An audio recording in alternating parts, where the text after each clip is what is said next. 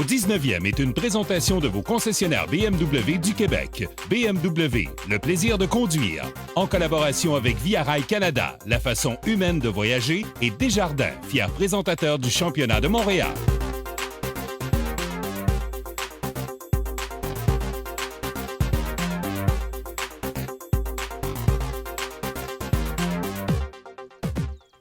Bonjour tout le monde, ici Michel Lacroix qui vous souhaite la bienvenue à l'émission au 19e.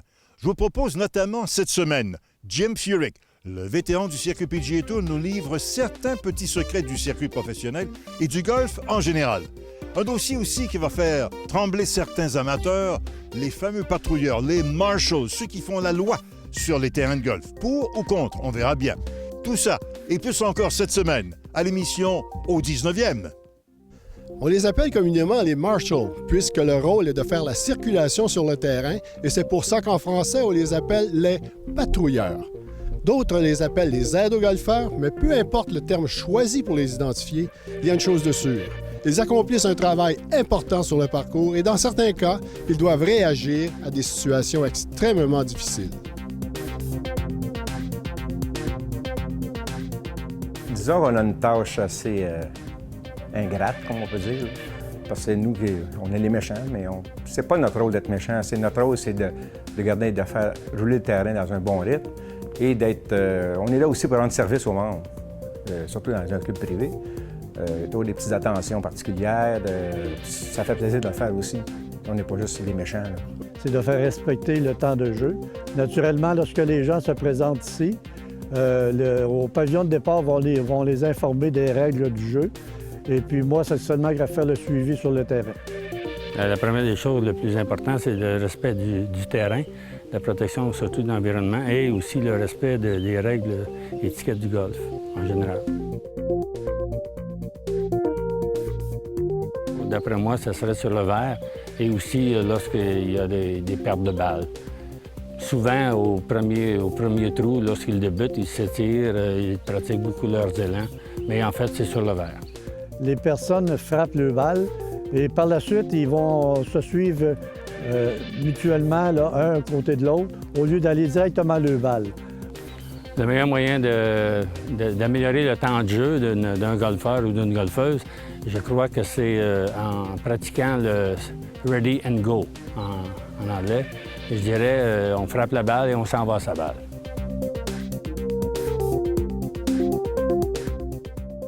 Il y a 2 semaines, on avait réglé l'arrosage pour le soir, soit à 22h59, mais il y a eu une erreur, c'était à 10h59. Donc, le matin, le samedi matin, lorsque j'étais là, les gens ont pris une bonne douche sur les têtes de départ. Lors d'un tournoi, 2 personnes à bord de leur voiturette et sac de golf, ils avaient oublié de mettre la voiture sur un frein. La voiturette s'était retrouvée dans le lac. Il y a une joueuse qui s'en venait qui était comme à 100 verges du verre. Puis elle a frappé son coup, elle a eu un crochet vers ma voiture. Puis elle est rentrée en dessous de ma voiture en faisant pas mal de bruit. J'ai entendu la personne crier « Oh my God! » Et lorsque la personne est arrivée, c'est quelqu'un qui a beaucoup de talent. J'ai suggéré, je dis, avec le talent que vous avez, je me demande comment vous allez faire pour jouer votre balle où elle est située présentement. La personne est partie aller. C'est il y a 2 ans, l'assistant pro Tristan Wald s'est fait frapper par une balle au 14e trou d'Atlantide. Une balle qui avait été projetée du trou numéro 7 de Don Quichotte. Mais heureusement, il n'y a eu aucune complication par la suite. C'est quelqu'un qui tombe malade sur le terrain, une crise cardiaque. L'année passée, on a eu. Mais on a des interventions à faire. Mais dans cette situation-là, on était chanceux. Donc, le quatuor d'avant, qui suivait, il y avait un médecin dans le groupe. Donc, il est arrivé sur l'entrefait et ce médecin-là a sauvé cette personne.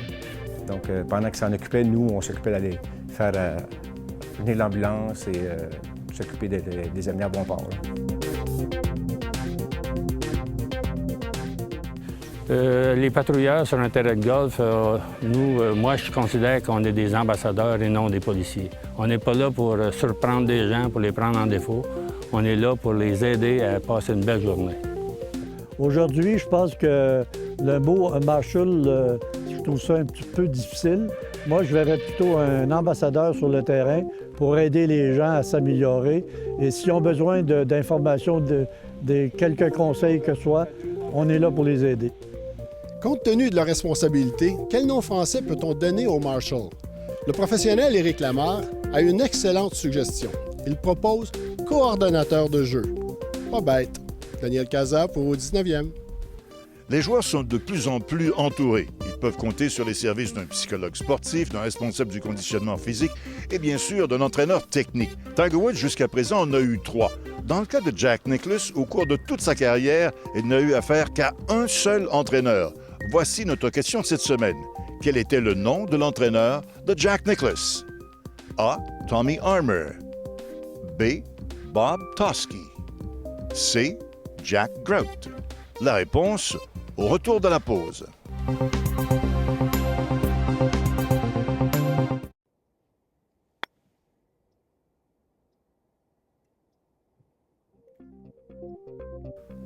Je vous rappelle notre question. Quel a été le seul entraîneur en carrière de Jack Nicklaus? La réponse, Jack Grout. Il a évolué sur le circuit PGA Tour de 1931 à 1953, mais il est surtout reconnu comme étant le seul entraîneur que Nicklaus a eu au cours de sa carrière. Une petite modification, nous a-t-il dit, il aurait suggéré à Nicklaus, avec le temps, de modifier sa position de main inversée sur ses coups roulés. En compagnie maintenant de Simon Leduc de la compagnie Adidas Eyewear. Simon, bienvenue au 19e. Merci. Simon, d'abord, parle-nous un peu des nouveautés au niveau des lunettes de Adidas Eyewear. La principale nouveauté pour 2013, il s'agit de la Tour Pro d'Adidas. C'est un modèle qui a été dessiné pour le marché du golf principalement. On peut voir ici qu'on a pris le temps de dessiner une lentille bien ample pour bien couvrir le champ visuel. C'est un modèle qui est également disponible en 2 tailles, donc format petit et format grand. Et il y a plusieurs couleurs, parce qu'on regarde ici, il y a une blanche aussi. Oui, on a 11 couleurs qu'on offre pour la gamme. Donc, 11 couleurs, 2 grandeurs, ça fait 22 possibilités. Là. À partir de ce moment-là, on peut parler de la performance aussi de la monture. Comment on fait pour reconnaître une bonne monture? Une bonne monture, on va la définir de par ses matériaux. Principalement la qualité du plastique qu'on va utiliser. Dans le cas d'Adidas, c'est le SPX, c'est un plastique ultra léger, flexible. Il y a également la qualité de la lentille. Le choix d'Adidas pour les lentilles, c'est du polycarbonate, parce que le polycarbonate va assurer une protection complète contre l'impact, aussi contre les ultraviolets, ce qui est fort utile. Et pour reconnaître une bonne lentille, voir pour pas qu'il y ait de reflets, qu'est-ce qu'il faut choisir? D'abord, il y a les choix de couleurs. Dépendant du contexte, pour le golf, on va valoriser une lentille de couleur brune pour une meilleure vision, mais aussi la qualité optique dans son ensemble. Beaucoup de montures sont proposées en lentille très courbée, donc il faut vraiment que la lentille soit bien travaillée pour pas qu'on ait des maux de tête, mal de cœur, ces choses-là. Et quelqu'un qui, comme moi, porte des verres, une prescription, est-ce que c'est possible d'avoir une prescription dans ces verres Adidas Eyewear? Depuis longtemps, Adidas propose une solution de prescription à travers son adaptateur insert, qui est une petite lunette qu'on mettait derrière la lunette. Mais maintenant, depuis l'automne dernier, on propose la prescription directement dans les verres Adidas. Donc, le patient, le client a le choix de sa couleur et de pouvoir mettre sa prescription dedans aussi. Et en terminant, où est-ce qu'on peut trouver ça, ces bons produits-là? Bien sûr, les produits Adidas sont disponibles dans l'ensemble, en fait, une grande partie des Pro Shops sur les terrains de golf au Québec, en plus d'être disponibles dans plusieurs boutiques de sport, mais aussi en grande majorité dans les cliniques d'optométrie d'opticiens également.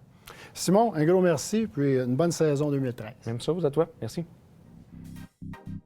Cette chronique équipement est une présentation de Golf Town. Lancez votre meilleure saison à vie. Cette semaine, on parle des télémètres. Pierre, c'est fini le temps où il fallait marcher jusqu'au piquet du 150 verges pour savoir à quelle distance qu'on est du fanion. Maintenant, on a des lasers, des télémètres et même des montres. Mais pour un client qui n'a pas encore fait son choix, on commence avec les avantages du Bushnell. Le laser permet d'être très précis et c'est un avantage. Plusieurs technologies qui facilitent la prise de distance. Avec le nouveau Bushnell V3, l'instrument vibre lorsqu'on atteint le drapeau. Et je peux prendre des distances beaucoup plus précises, dans le sens un arbre, une colline, une fosse de sable. Exact. Je suis plus indépendant. Je dirais pour celui ou celle qui pratique beaucoup en terrain d'exercice, ça nous permet d'évaluer certaines cibles pour maximiser notre entraînement. Puis parfois, certains terrains d'exercice où il y a du gazon naturel, on ne frappe pas nécessairement au même endroit. Donc, la pancarte du 100 verges n'est pas toujours au 100 verges. Exactement. Maintenant, l'avantage au niveau des télémètres. Bien, c'est le nombre de données instantanées qu'on a, en plus du design du trou. Surtout si on a l'habitude de jouer des terrains qu'on ne connaît pas. Il y a certains modèles aussi qui comptabilisent nos statistiques. Et c'est de plus en plus populaire, surtout avec les téléphones intelligents. Il y a des applications qui sont payantes ou gratuites, comme GolfLogix ou GolfShot. Mais pour certaines personnes, certains golfeurs, c'est trop d'informations, on veut quelque chose de plus simple. Et il y a des compagnies comme Bushnell et Garmin qui offrent des produits plus simples. Oui, le fait d'avoir des informations sur une montre nous permet d'avoir les deux mains libres. Et lorsque vient le temps d'attaquer le verre, on a les principales données, c'est-à-dire le début, le milieu et la fin du verre. Lorsqu'on en fait l'achat, il y a déjà des milliers de parcours enregistrés dans le système. Donc, lorsque l'on fait l'achat, ça va vraiment dépendre de ce qu'on recherche comme information, des connaissances qu'on a, du parcours que l'on joue, mais aussi du type de golfeur qu'on est. Un dernier élément, il y a certains produits où il y a des frais annuels. Alors, assurez-vous de les connaître. Des frais cachés, on n'aime pas ça. Pas vraiment. Merci, Pierre. Merci. À la semaine prochaine, tout le monde.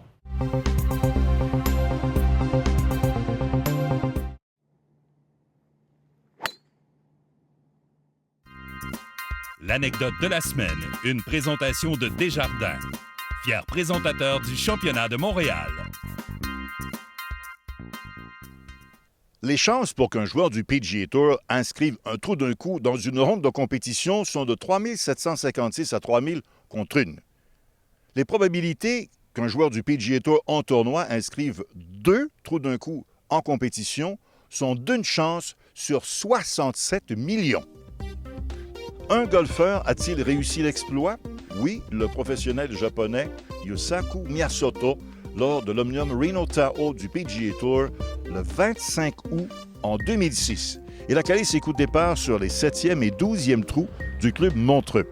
Un autre joueur, un amateur du nom de Bill Whedon, avait réalisé le doublé en 1955 lors de l'Omnium Insurance City.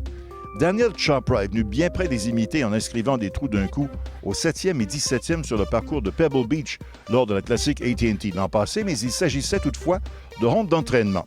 Pour le commun des mortels, on s'entend que les chances sont de 12 750 contre 1.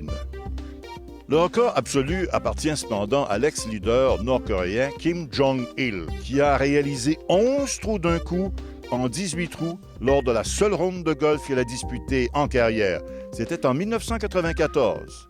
17 de ses gardes du corps ont corroboré cet exploit.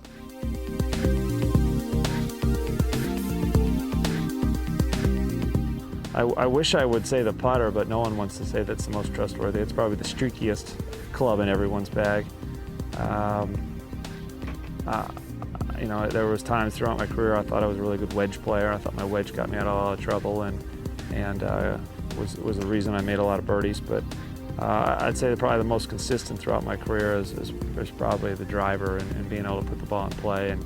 And it makes the game a lot easier if you can play from the fairway or from good spots. And you know, it doesn't happen every week, but I think year in and year out, it's one of the more consistent clubs in my bag.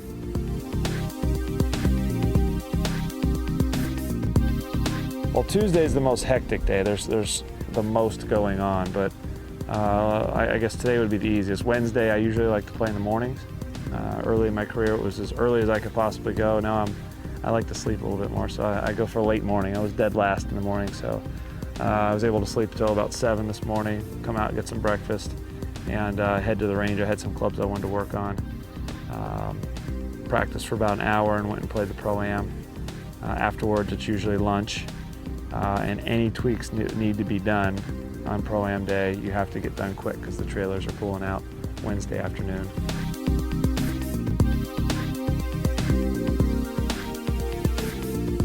I'll say as a college player, a junior player, I probably didn't realize the inner workings very well of the PGA Tour and how the tournaments were managed and how much money they were raising for the communities that we played in. And surely that's increased over the years with our corporate partners, but it's something you're taught when you get to the PGA Tour. You realize, you know, we're all very fortunate to make the living we do playing a game, a crazy game that we dreamed about as kids, and but each tournament affects their community in a positive way, and some of these events are raising $6, $7, and close to $8 million in a week.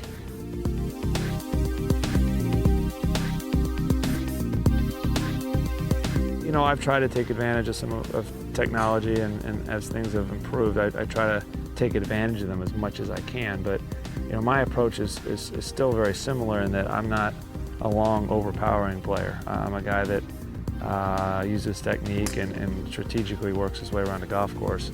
And instead of trying to change the way I play the game, I try to incorporate some of that technology into my game, but I still have to manage my strengths, and that's putting the ball in the fairway, being able to work the ball both ways, right to left and left to right, and then trying to do some damage from 100 yards and in with wedges and with the putter.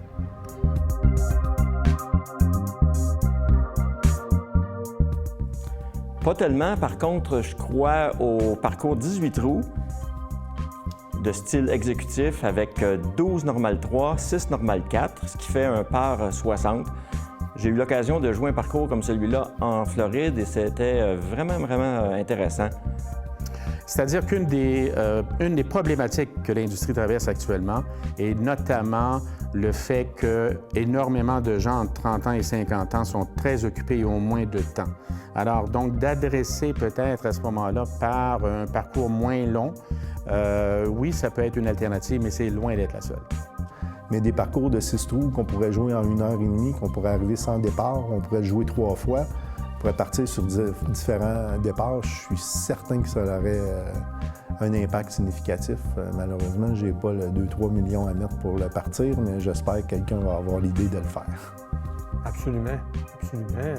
D'ailleurs, si j'avais à construire un terrain aujourd'hui, ce serait 12 trous maximum. Et pour différentes raisons, les gens n'ont pas beaucoup de temps à jouer au golf, ont d'autres activités. Alors, je pense qu'il y a beaucoup de golfeurs qui ne jouent plus au golf ou qui ne jouent pas au golf parce que c'est trop long. Certainement. On doit adapter le golf à la réalité des familles d'aujourd'hui et ça peut être une belle avenue. Le problème, c'est que dans les mondes du golf aujourd'hui, les parcours de golf comme ils sont construits aujourd'hui ne sont pas faits pour accommoder ça. Vous allez avoir une demi-mille de marche la plupart du temps pour vous en revenir. Au terrain d'exercice, vous est présenté par Nike. Je vais vous offrir quelques bons conseils pour maximiser la performance de vos hybrides. Ces nouveaux bâtons méconnus et mal aimés offrent d'excellents avantages comme de trajectoires beaucoup plus hautes. Le réel problème est de déterminer s'ils sont plus fer ou plus bois. Bien, je vous dirais qu'ils remplacent les fers 2, 3, 4 et même le fer 5. Donc, ils sont plus fer. Si l'hybride est frappé d'une façon plus balayée, comme le bois d'allée, il risque d'être topé et même tiré à gauche parce qu'il est, justement, trop court. Pour frapper l'hybride comme un fer, on se doit de frapper la balle plus vers le centre gauche et non au pied gauche. Ceci nous permettra d'arracher une petite motte après la balle puisqu'on aura une motion plus descendante. Ceci est un bon truc en passant pour tous les bâtons, car on se doit d'être sur le pied avant à l'impact. Avec les degrés variant de 17 à 26 et même 30 degrés, il vous suffit de trouver ceux qui couvrent vos distances. Il est impossible de savoir exactement la distance que vous frapperez, donc je vous suggère de demander à tester des démonstrateurs à la boutique de votre professionnel. Encore pour éviter ces motions balayées, comme sur les bois d'allée, pratiquez donc de frapper la motion en descendant, une motion plus descendante, et sentir le bâton descendre et frapper après la balle imaginaire. Frapper après la balle imaginaire. Vous allez développer une motion plus descendante, donnant des trajectoires beaucoup plus hautes avec l'hybride. En conclusion, les hybrides sont plus fer, donc de bonnes motions descendantes et on graphine le gazon après la balle. Bonne pratique!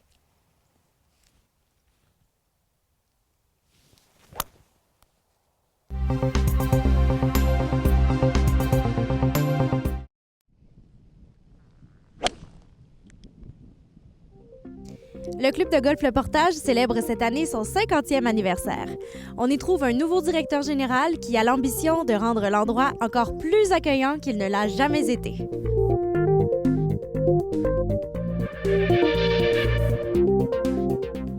Club de golf Le Portage, fondé en 1963, qui a été dessiné par l'architecte bien connu Howard Watson. Club de golf semi-privé, comptant 18 trous, dont 200 membres actifs. Terrain ouvert à la clientèle en général et aussi très accessible pour les tournois de bienfaisance et les rencontres de famille. Et Club de golf Le Portage qui fait également partie du regroupement Pair depuis maintenant quelques années. Une belle complémentarité. Ici, nous avons 5 jalons par trou. Autant pour les femmes, on a 2 jalons pour les femmes, on a 2 jalons pour les golfeurs hommes et on a 1 jalon pour les professionnels. Le premier 9 trous, c'est un 9 trous qui est plus ouvert, donc un peu plus large, plus facile pour la majorité des golfeurs. Par contre, le deuxième 9 trous, c'est un 9 trous qui est plus étroit, donc beaucoup plus boisé. Vous allez vous apercevoir que les bois sont quand même très bien nettoyés, donc très facile de retrouver sa balle. Par contre, la plus grande difficulté ici au Club de golf Le Portage, naturellement, on a quelques lacs, beaucoup de trappes de sable, mais je dirais que la difficulté majeure, outre la longueur du parcours, c'est l'ondulation des verres. Donc les verres sont quand même très ondulés et aussi avec un roulement de balle qui est quand même assez rapide. Le parcours est quand même très accessible près des grands centres. Vous allez vous rendre compte que vous êtes en pleine nature, au cœur de la ville, mais en pleine nature, donc très paisible, une belle détente. Les gens sont très accueillants. Et aussi, ce qui est agréable, c'est la maturité de notre parcours. Étant donné le 50e anniversaire cette année, vous allez voir que la qualité de notre gazon, la maturité de nos arbres, qui fait en sorte que c'est très paisible. Il n'y a pas beaucoup de choses qui vont vous venir nuire à votre partie, c'est-à-dire il n'y a pas de bruit, il n'y a presque pas de maison alentour. Vous jouez un trou, vous ne voyez pas sur l'autre trou à côté. Donc, très paisible et très agréable. Les activités de notre 50e anniversaire, il va en avoir 2, bien précisément, soit une en début de saison, lors du tournoi d'ouverture, et une en fin de saison, qui va permettre aux membres de célébrer ensemble cette magnifique 50e saison au Club de golf Le Portage. Le parcours du Club Le Portage demeure l'une des plus belles œuvres de l'architecte Howard Watson. Sa situation géographique et ses tarifs abordables en font l'un des endroits les plus recherchés des adeptes de golf du Grand Montréal. Marie-Christine Baudry, au 19e. La semaine prochaine, au 19e, ce sera la dernière émission de la saison. À cette occasion, on accueille Chantal Maccabé, une mordue de golf. On utilise aussi nos joueurs vedettes professionnels dans les coups les plus inusités qui soient. Coincés dans des arbres, dans le sable, dans l'eau, près des murs de pierre, de tout pour tous.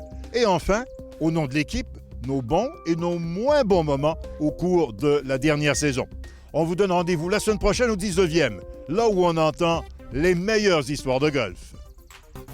Au 19e, vous a été présenté par vos concessionnaires BMW du Québec. BMW, le plaisir de conduire, en collaboration avec Via Rail Canada, la façon humaine de voyager, et Desjardins, fier présentateur du championnat de Montréal.